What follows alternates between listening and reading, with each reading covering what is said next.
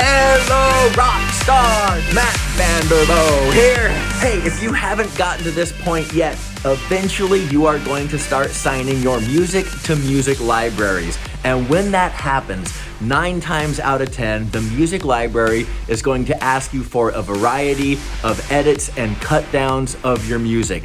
And one of the most common cut downs requested is a 30-second edit.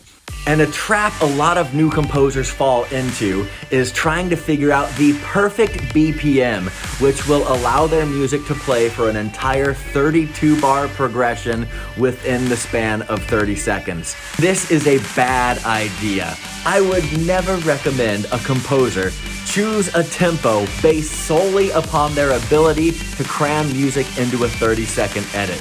And if you stick around for a few minutes, I'll tell you all about it. So let's dive in. Woo!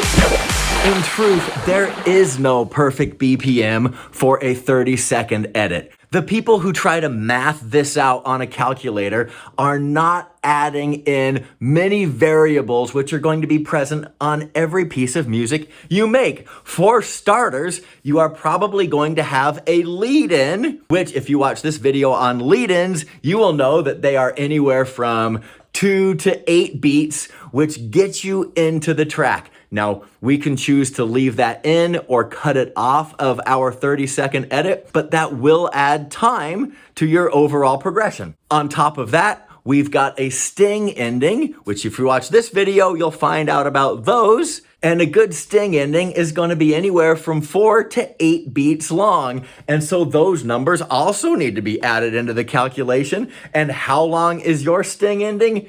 You don't know. I don't know. Nobody knows because you haven't composed it yet. You won't know until it's done. After the sting ending, there's the problem of your last note. Bring! How long does that note take to decay away to nothing?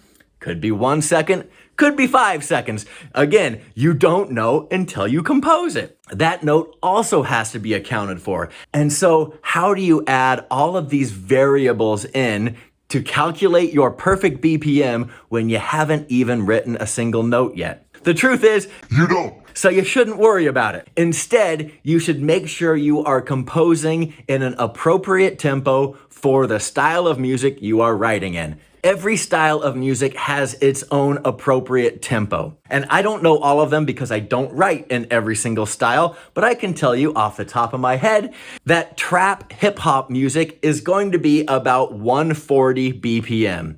Or you can calculate that as 70 depending on how you subdivide, but 140 beats per minute. If you do more old school hip hop, kind of from that boom bap era or old West Coast stuff or 2000s era, the tempo for that is going to be about 90 beats per minute. If you write EDM music, you're looking for 128 BPM. If you do dubstep, that is 140 beats per minute. If you write dramedy music, you're going anywhere from 75 to maybe 115. Dramedy has a big range. But every style of music is going to have its own tempo parameters that really define the sound of that style. And if you are not composing with that particular tempo range in mind, then your music is not going to sound authentic. So if you want to write a trap cue, make it in 140 beats per minute. Now, are these tempos going to lend themselves to a perfect 30-second edit? No. Absolutely not. You are going to have to decide whether the lead-in stays, whether the entire sting ending stays, or whether you chop most of the sting out and just have the last note. You're going to have to decide how long that decay is before your track fades away to nothing. You're going to have to get a little bit crafty when you make your 30-second edit. But there is no perfect way to do this.